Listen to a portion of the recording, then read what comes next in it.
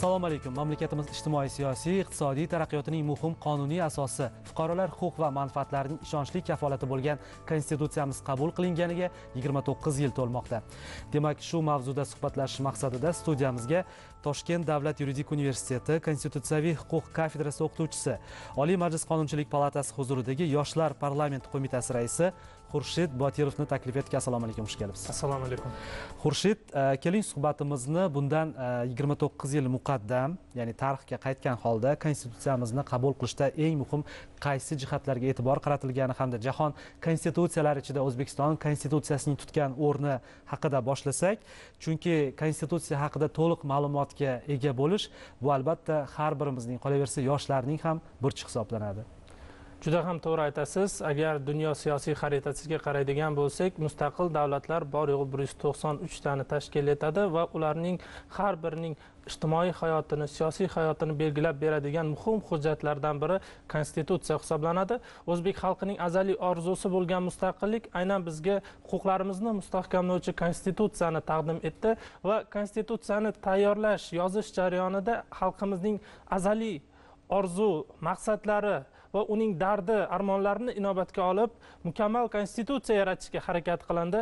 Agarda tarixga nazar tashlaydigan bo'lsak, konstitutsiyamizning yaratilishida 79 ta xorijiy mamlakatning o'sha zamonaviy konstitutsiyalari bilan birgalikda tariximiz ham o'rganildi. Temuriylar davlati va boshqa tarixiy merosimizdan kelib chiqqan holda milliylik ruhi ham singdirildi. Endi o'sha davrga nazar soladigan bo'lsak, konstitutsiya qanday yaratildi deyilganda, albatta bu 89-yilda o'zbek tiliga davlat tili maqomi berilishi bilan bu harakat juda ham kuchaydi va 90-yilda 20-iyun kuni Oliy Kengash sessiyasida Mustaqillik deklaratsiyasi qabul qilindi va bu deklaratsiya qabul qilingan sanada O'zbekistonning yangi konstitutsiyasini ishlab chiqish tashabbusi ma'qullandi. Shundan so'ng 64 kishidan iborat konstitutsiyaviy komissiya tuzildi va 90-yildan boshlab, 21-iyundan boshlab 92-yil 8-dekabrgacha bir necha marta umumxalq muhokamalari o'tkazildi.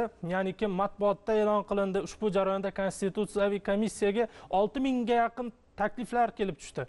Demak, ko'rishimiz mumkinki, xalq ushbu konstitutsiyani juda ham intiqlik bilan kutib oldi va o'zining takliflarini, g'oyalarini ham berdi. Ya'ni faqatgina bir tomonlama emas, balkim xalqning qarashlari, g'oya, maqsadlari singdirilgan 92-yil 8-dekabr sanasiga nazar soladigan bo'lsak, Oliy Kengashning 12-chaqiriq 11-sessiyasida O'zbekistonning mustaqil O'zbekistonning konstitutsiyasi qabul qilindi. Ushbu konstitutsiya muqaddima 128 ta modda, 6 bo'lim, 26 bobdan iborat va bunga qadar O'zbekistonning davlatchiligini, inson huquqlarini ta'minlashda eng asosiy muhim hujjat sifatida, asos hujjat sifatida xizmat qilib kelmoqda.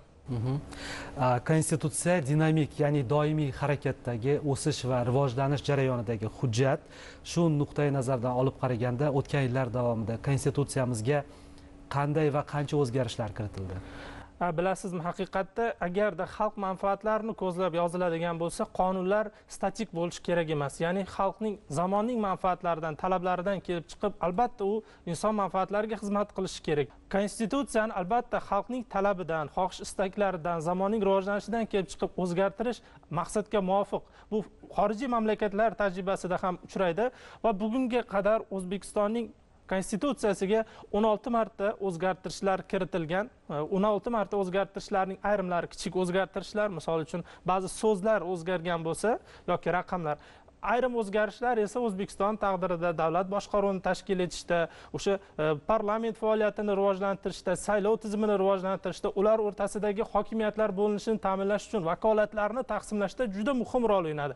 Lekin 16 ta o'zgarishni qaraydigan bo'lsak, ushbu o'zgarishlar inson huquq va manfaatlarini birortasi cheklashga qaratilmagan. Ya'ni bitta 32-moddada jamoatchilik nazorati tushunchasi kiritilgan bo'lib, siyosiy huquqlarimizga. Bu bizga yana ham davlat boshqaruvida bevosita ishtirok etishni ta'minladi. Va ushbu 32-moddaga kiritilgan o'zgartirish bilan jamoatchilik nazorati to'g'risidagi mutlaqo yangi bir qonun qabul qilindi va fuqarolar bugun davlat boshqaruvida, davlat organlari faoliyatini kuzatishda juda ko'p huquqlarga ega bo'ldi. Endi qolgan o'zgarishlarga qaraydigan bo'lsak, ularning barchasi davlat hokimiyatini tashkil etish, ular faoliyatini takomillashtirish, tizimni yangi bosqichga olib chiqishga qaratilgan. 2017-yildan boshlab harakatlar strategiyasi qabul qilinishi bilan 9 ta o'zgartirish kiritildi. har bir o'zgarish inson hayotiga, inson qadr-qimmatini oshirishga qaratilgan. Quruq so'zlar bo'lmasin, mana sudlar hokimiyati, sud hokimiyati mustaqilligini ta'minlash. Ilgari maxsus bir komissiya bo'lardi, sudyalarni lavozimga tayinlashda uni roli muhim edi. Lekin u qanaqa faoliyat olib boradi, nima asosida faoliyat tashkil etiladi, hech qanday savollar ochiq qolardi. Aynan 2017-yildagi harakatlar strategiyasida qabul qilingan tashabbuslar, o'sha g'oyalar natijasida bugun sudyalar mustaqilligini ta'minlashga qaratilgan, sudyalar huquqlarini himoya qilishga qaratilgan sudyalar oliy kengashi tashkil etildi. Sudyalar oliy kengashi faoliyati mutlaqo mustaqil bo'lib, o'zining maxsus qonuni asosida faoliyat olib boradi. Yoki misol bugun parlamentga, uning misol Qonunchilik palatasiga alohida yangi vakolatlar berildi. Hukumatni shakllantirishga qaratilgan vakolatlar berilganligini ko'rishimiz mumkin.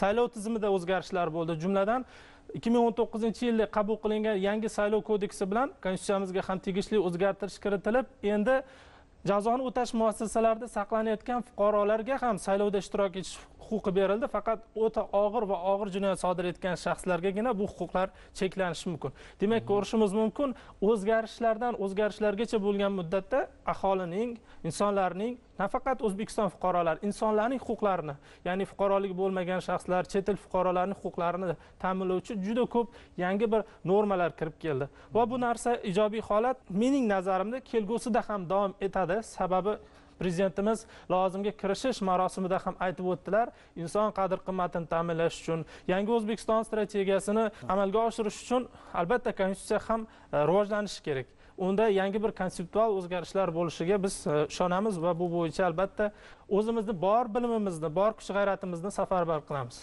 To'g'ri aytingiz, konstitutsiya yil sayin takomillashib bormoqda va mana shu kiritilayotgan o'zgarishlarning barchasi zamon talablariga mos, demokratik tamoyillarni inobatga olgan holda kiritilmoqda. Konstitutsiya deganda barchamizni ko'z oldimizga birinchi navbatda inson huquqlari keladi. Mana shu mavzuda gaplashsak. Inson huquqlari bu eng oliy tushuncha. Agarda g'arb olimlarining qarashlariga to'xtaladigan bo'lsak, konstitutsiyalarni yozishdan ham maqsad inson huquqlarini ta'minlash, davlatning vakolat doiralarini belgilab berish degan fikrlarni ilgari suradi. Inson huquqlari umumjahon deklaratsiyasining normalariga ham qaraydigan bo'lsak, ayrim davlatlar o'zining konstitutsiyasida o'sha normalarni yozib qo'ymasdan to'g'ridan-to'g'ri inson huquqlari umumjahon deklaratsiyasiga havolalar bergan. O'zbekiston konstitutsiyasi ham xalqaro hamjamiyatning o'sha davrdagi va bugungi kunda qabul qilgan deyarli barcha o'sha hujjatlarga asoslangan tarzda konstitutsiyamizni qabul qilgan. Agarda biz konstitutsiyamizning normalariga qaraydigan bo'lsak, insonlarning konstitutsiya va qonunlarda belgilangan huquqlari daxlsiz va bu huquqlardan mahrum etishga va cheklab qo'yishga suddan boshqa hech kimning haqqi yo'q. Va agarda inson huquqlari masalasiga to'xtaladigan bo'lsak, fuqarolarning huquqlari mana pandemiya sharoitida yoki bizning ayrim fuqarolarimizning adashgan holda o'sha Suriyaga borib qolgan holatlarda konstitutsiyamizdagi bir norma bor. Bu davlatga ham majburiyat yuklaydi. O'zbekiston Respublikasi fuqarolarini O'zbekistonning ichkarisida va uning tashqarisida ham huquqiy yordam beradi va homiylik ko'rsatadi degan alohida 22-moddadagi norma bugun juda ko'plab vatandoshlarimizni nafaqat O'zbekistonning ichkarisida, balki xorijiy mamlakatlarda ham og'ir ahvolga tushib qolganda ularning huquqlarini ta'minlamoqda. Bundan tashqari konstitutsiyamizda asosiy huquqlar 3 ga ajratilgan. Bular shaxsiy huquq va erkinliklar, siyosiy huquqlar, ijtimoiy-iqtisodiy huquqlar. Har bir huquqning asoslari yaratilgan. Misol uchun birgina 30-moddaga qaraydigan bo'lsak, barcha davlat organlari, muassasalar, mansabdor shaxslar fuqarolarning huquq va manfaatlariga daxldor bo'lgan hujjatlar, qarorlar va boshqa materiallar bilan ularni tanishib chiqishi uchun sharoit yaratib berishi lozim degan norma bor. Ushbu 30-modda asosida bugun birgina Lex.uz saytida, milliy qonunchilik bazasida 100 mingdan ortiq normativ hujjatlar kiritilgan. Bundan tashqari bugun e-qaror.uz, elektron sud tizimi yoki regulation.go.uz, ya'ni kim hali qabul qilinmagan qonun normalarini ham, qonun loyihalarini ham fuqarolarimiz ko'rib, o'zini taqdiriga, o'zining daromadiga ta'sir qiluvchi qonunlarga munosabatini, fikrini, taklifini bildirishi mumkin. Demak, konstitutsiyamizdagi normalarga qaraydigan bo'lsak, inson huquqlarini ta'minlash uchun va uni kafolatlari uchun ham konstitutsiyamizda va u asosida qabul qilingan qonunlarda to'liq o'z tasdig'ini topgan. Endi ikkinchi masala, fuqarolarimiz bundan qay darajada foydalana olishi bu yuridik ta'lim sohasidagi juda dolzarb masalalar hisoblanadi. Sababi mamlakatni rivojlanishi faqat huquqlarni, qonunlarni qabul qilinishi bu bitta bosqich hisoblansa, uni hayotga tatbiq etishda prezidentimizning aytgan so'zlari yodimizga tushadi. Konstitutsiyamizni o'rganishimiz, anglashimiz, uni to'liq hayotga tatbiq etishimiz va unga so'zsiz amal qilishimiz bizning sharafli burchimiz degan fikrlarni aytib o'tadilar. Demak, inson huquqlari to'la o'z aksini topgan konstitutsiyani har bir fuqaro anglashi, o'rganishi va uni hayotga tatbiq etishi uchun unga so'zsiz amal qilish kerak. Demak, konstitutsiyada o'z aksini topgan mana shu jihatlar bugungi inson qadri uchun degan tamoyilga mos. Konstitutsiyamiz fuqarolarning huquq va erkinliklarini kafolatlashi barobarida ularning muayyan burchlari mavjud ekanligini ham anglatadi.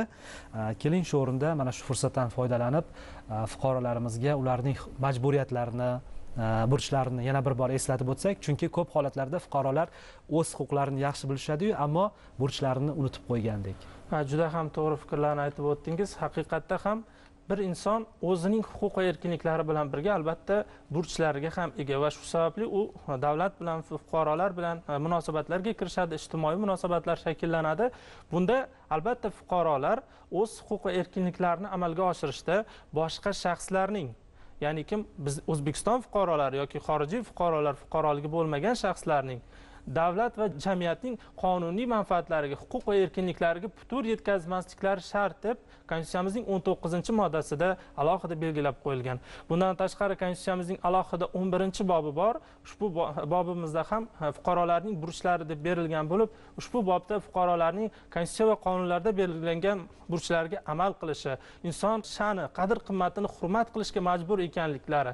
Konstitutsiyamizning 8-moddasiga ko'ra O'zbekiston xalqini millatidan qat'iy nazar O'zbekiston fuqarolari tashkil etadi. Demak, barcha O'zbekistondagi o'sha millatlarning tarixiy, ma'naviy va madaniy merosini asrab avaylashga majbur ekanliklari 49-moddada belgilab qo'yilgan. 50-moddaga qaraydigan bo'lsak, fuqarolar atrof muhitga ehtiyotkorona munosabatda bo'lishga majbur ekanligi alohida qayd etilgan. Mana bugungi sharoitda ham bu mavzu juda dolzarb ekanligini ko'rishimiz mumkin.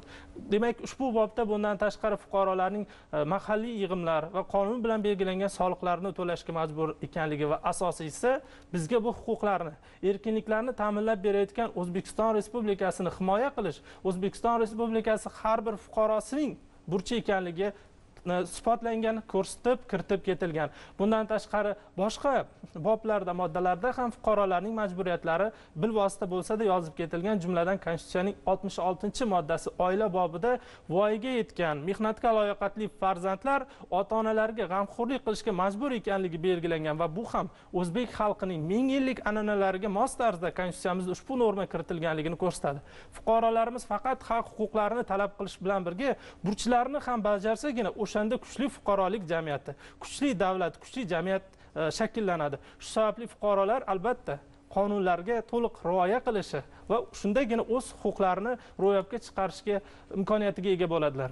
Menimcha ota-onalarga g'amxo'rlik ko'rsatish dunyoning hech qaysi bir davlatidagi konstitutsiyada uchramasa kerak. To'g'ri aytasiz, oila to'g'risida ba'zi normalar bo'lishi mumkin, lekin ota-onaga g'amxo'rlik qilish kabi normalar O'zbekiston konstitutsiyasida kiritilgan muhim bir ajralib turadigan norma hisoblanadi. Bundan tashqari O'zbekiston konstitutsiyasida tarixiylik, o'sha tarixiy madaniy merosimizdan kelib chiqqan holda, ota-bobolarimizning davlatchilik merosidan kelib chiqqan holda yana bir qator normalar borki, O'zbekiston konstitutsiyasi bu jihati bilan xorijiy konstitutsiyalardan ajralib turadi. Xurshid, siz Oliy Majlis Qonunchilik palatasi huzuridagi yoshlar parlamentida ham faoliyat ko'rsatasiz. Aytingchi, o'tgan yillar davomida mana shu konstitutsiyamizga parlament faoliyatini takomillashtirishga oid qanday o'zgarishlar kiritildi? Uning vakolat doirasi bugun qanday kengayib bormoqda? Bilasizmi, parlament bu xalq uyiga aylanishi kerak degan bugun tamoyil haqiqatda isbotini topmoqda. Kuni kecha misol Qonunchilik palatasida palata majlislari, yalpi majlislari jonli efirda uzatildi. Agarda 2015-yildan 2016-yildan yoki bugungi kunga qaraydigan bo'lsak, har yili parlament faoliyati yangi bosqichga ko'tarilib bormoqda. Bunda albatta saylov kodeksining qabul qilinishi, ya'ni yagona saylov qonunchilik bo'yicha yagona hujjatning qabul qilinishi va bu asosda konstitutsiyaga tegishli o'zgartirishlar kiritilganligini ko'rishimiz mumkin. Bundan tashqari hokimiyatlar bo'linishi prinsipiga asosan parlamentning rolini jamiyatdagi ishtiroki va mavqeini oshirish uchun qator vakolatlar parlamentning quyi va yuqori palatalariga berildi. Birgina misol keltiraman. 2019-yil 5-martda Konstitutsiyamizga kiritilgan o'zgartirish bilan ilk marta Vazirlar Mahkamasi a'zolarini lavozimga tayinlashda bosh vazir nomzodni Qonunchilik palatasiga taqdim etadi va Qonunchilik palatasi ushbu nomzod bilan tanishib, uning dasturi bilan tanishib chiqqandan so'ng ma'qullaganidan keyingina prezident tomonidan lavozimga tayinlanadi. Bu ham hukumatning xalq oldidagi va xalq vakillari parlament oldidagi mas'uliyatini, hisobdorligini oshirdi. Undan oldingi islohotlarga ham qaraydigan bo'lsak, siyosiy partiyalarning huquqlari juda ham oshdi.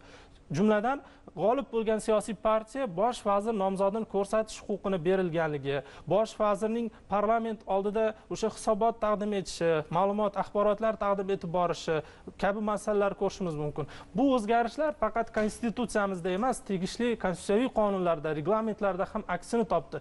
Bugun hukumat a'zolari o'sha parlament bugun qanaqa qonun chiqarar ekan, qanaqa bizga topshiriqlar bo'lar ekan degan fikr bilan doim parlamentda oldida hisobdor ekanligini his qilishadi. O'sha Vazirlar Mahkamasining parlamentdagi doimiy vakili instituti joriy etildi. Hukumat soati degan bir parlament nazorati shakli kirib keldi. Demak, bu o'zgarishlar bugun xalq vakillari bo'lgan bizning deputatlarimizni va senatorlarimizni vakolatlarini oshirdi. Bu esa albatta xalqni manfaatdorligini ko'rsatadi. Chunki siz saylagan deputat agar sizning nomingizdan istalgan bir masalani hukumat oldiga qo'ya olsa, fikrlarini, o'sha so'rovlarni yuborib, ulardan hisobot talab qila olsa, bundan albatta xalqimiz ko'proq manfaatdor bo'ladi, ko'proq huquqlari ta'minlanadi. Toshkent davlat yuridik universitetida yoshlarga ta'lim berib kelmoqdasiz. Konstitutsiyamizda ham mana shu ta'lim sohasiga alohida qaratilgan me'yorlar mavjud. Shu haqida gaplashsak. Konstitutsiyamizning 41-moddasida har kim bilim olish huquqiga ega, maktab ishlari davlat nazoratidadir, bepul umumiy ta'lim davlat tomonidan kafolatlanadi degan norma bor. Bundan tashqari 42-moddada har bir insonga ilmiy va texnikaviy ijod erkinligi, madaniyat yutuqlaridan foydalanish huquqi kafolatlangan.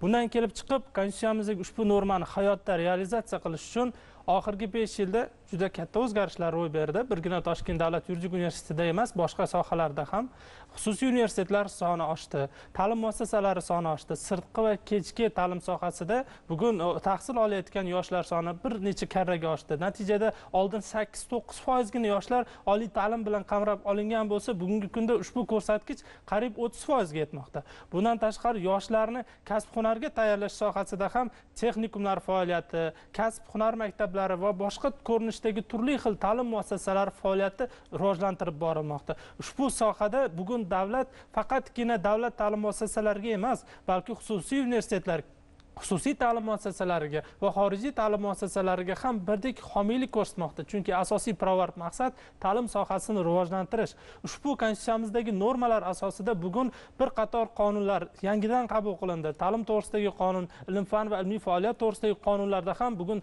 ta'limga, ilmga qiziqayotgan yoshlarni rag'batlantirish, qo'llab-quvvatlashga alohida e'tibor qaratilmoqda. Bugun Toshkent davlat yuridik universiteti faoliyatiga ham to'xtaladigan bo'lsak, yoshlarni barcha qatlamlarini universitet faoliyatida qo'llab-quvvatlash, ularni o'sha sohada malakali kadr bo'lishlari uchun ular faoliyatini amaliyot bilan bog'lash, ularni ushbu sohada eng malakali mutaxassis bo'lishlari uchun xorijiy universitetlardan 20 dan ortiq professorlar jalb etildi. Xorijiy universitetlar bilan qo'shma faoliyat, qo'shma fakultetlar, qo'shma o'quv dasturlari tashkil etildi. Xorijiy Yevropa kredit modul tizimiga o'tildi. Demak, aytishimiz mumkinki, Konstitutsiyamizdagi har bir normaning hayotda o'z aksini topmoqda. Ushbu moddalarni biz chuqurroq o'rganishimiz va yoshlar orasida targ'ibot qilishimiz kerak. Chunki sababi olimlarning yoki ushbu soha vakillarining vazifasi faqat uni o'rganish emas, balkim jamoatchilikka yetkazish. Chunki jamoatchilik qancha bu sohani chuqurroq o'rgansa va bilsa, albatta bu ko'pchilik hayotida o'zining ijobiy tasdig'ini ham topadi.